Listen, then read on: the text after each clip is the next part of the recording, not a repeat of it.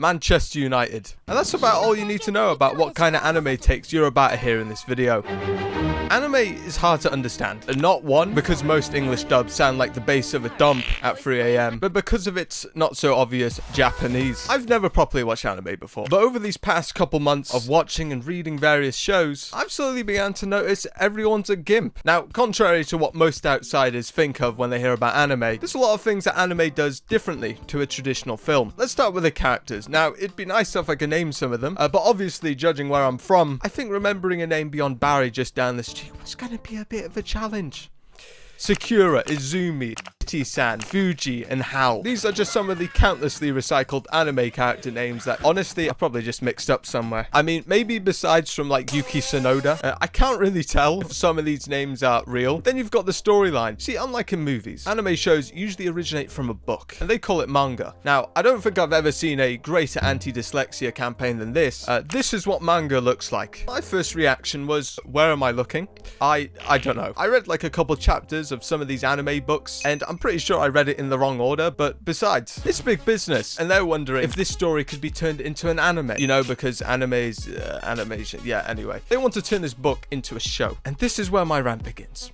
12 episodes and a cliffhanger. 12 episodes and a cliffhanger. I smell 12 episodes and a cliffhanger. What the f***? The amount of times I've watched 12 episodes in a cliffhanger by now on so many of these animes is just, bruh. Every time I watch a show, it's like, oh, no more episodes for you. And that's not to say, anime is a flipping drag. When I hear people say, oh yeah, you know, my favorite anime is One Piece, and I'm like, oh, all right, cool. You know, I've heard One Piece before, you know, let's see what it's about. And what are we actually trying to achieve here? You know, is there even an ending to some of these animes? I mean, I respect the resilience, but it took me a whole month to watch Game of Thrones, and to give you an idea, that's not even a quarter of the runtime that some of these animes have. This is the norm in big anime, by the way. Why is this guy not an unk yet? Like, fuck. Then you've got the actual content. Long, sometimes repetitive. I'd say that's probably the best description I have for some of these episodes in a typical anime series. That's not even to say, sometimes when I watch the plot in some of these animes, some of these episodes have like nothing to do with the result. I mean, these writers will literally go out of their way to have these characters spend one whole episode twiddling their thumbs on a mediocre side quest that has like an unbelievably disproportionate contribution to the storyline. How do some of you sit through this?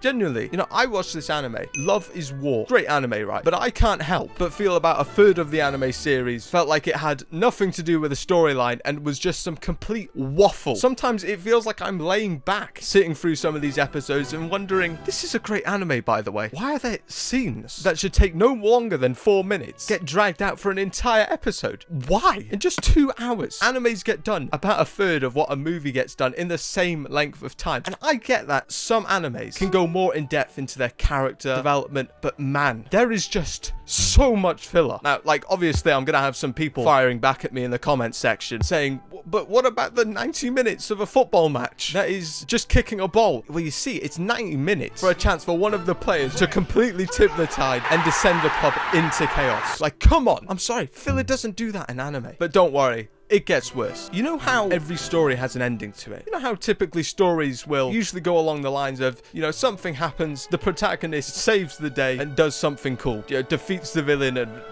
ends happily ever after, right? Well, I've just learned anime doesn't. 2 endings. Some animes have 2 endings. Who is out here writing 2 endings to a story? The writer of the show was depressed, so instead of following the storyline, he decides to cook up this weird ending, upsets the entire fan base, and then alternatively murks the entire lobby in response.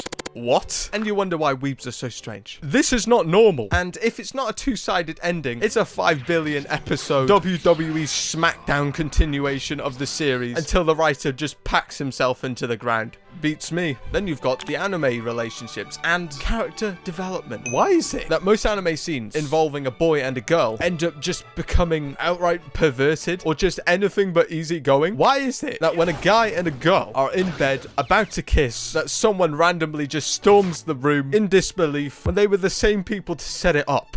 I mean, this is just stereotypical rom-com writing right here. The best way to describe anime character development is, imagine if the teacher paired you up with the polar opposite to to you in class. That's what character development is. Obviously, all shows are different. Some animes really do shine, similarly to the story arcs you get in like Lego Ninjago. And from watching some really unique anime plots, anime really can shine in areas that movies just can't quite. They can get more in depth. And also, I have to put this out here. This anime is a banger. But that's not to say there isn't a pattern with anime. I've only just become aware as of writing that apparently there's 50 plus genres that categorize anime. So whoops, subscribe for part 2. Comedically, no offense, but Japan have really got nothing else going for it other than just outright perverted comedy. When it comes to comedy, then you've got the fighting, the get-togethers. Gotta love Goku going through his 712th fight against King Frieza the Third Jr. or whatever their gender's called. Let's get it. You don't understand the mental gymnastics I had to go through to watch many of these animes. I think just remembering the storyline, fluffing through all the countless fillers from so many episodes is just so tough. You know, I barely remember the characters half the time because either so much is happening at once or so little that I just doze off to sleep. Then you've got the facial expressions. Over the top, so over the top.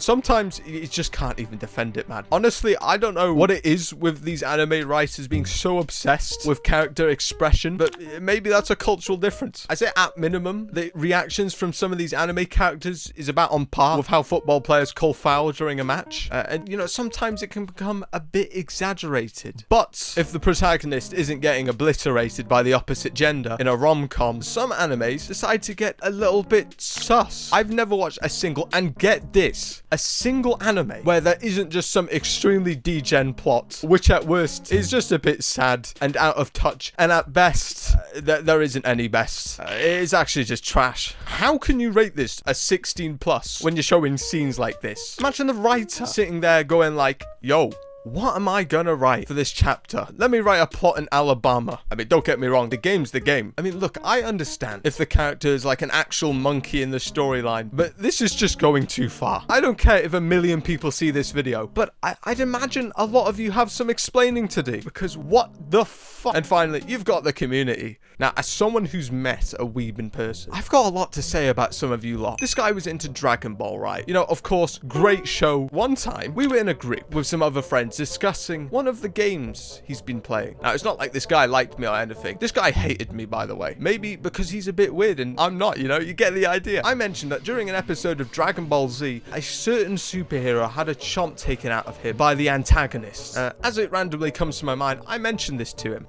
And the first thing he tells me is that now we are best of friends, as though we have cultivated a friendship for like 10 years. It's as though this guy had a factory reset done on him when I mentioned that same scene. Like, bro, what did I do to crank this guy's gears? Just mentioning something that quite arguably is extremely niche, I don't even know how I remember, made this guy completely switch up his entire attitude towards me. Like, do you guys have friends or something? Weebs are not sane in the head. I'm probably not either, but that's a non-weeb's perspective on anime. Anyway, I'd like to think I'm not going to have to watch some more anime, but in the absolute tiniest case that this video gets 5,000 likes, I'll be forced to do a part 2 against my will of being a non-weeb. Not that it's going to happen considering my current subscriber count, so hopefully the algorithm doesn't get any ideas so much that you lot are going to drag me into the anime community and turn me into some kind of kawaii weeb. Feel free to fire some takes in my Discord, and I'll see you in the next video.